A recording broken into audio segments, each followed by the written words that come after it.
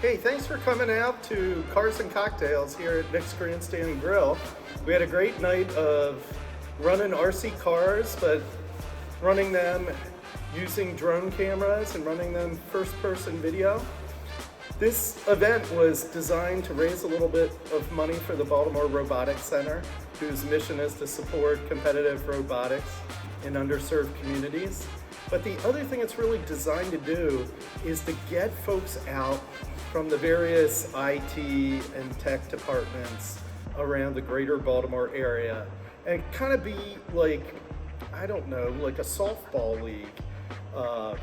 Camaraderie, connecting, folks from manufacturing, folks from tech. And that's kind of what we had tonight.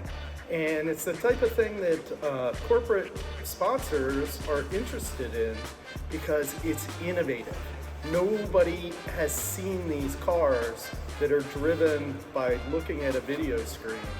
And it's not golf, it's not axe throwing, it's something that folks that are more technically focused want to do. But on the other hand, we had like bankers and insurance people here tonight, and they were having a good time too. So that's the premise of Cars and Cocktails. Have a drink, have a good time with an innovative activity, and meet some new people.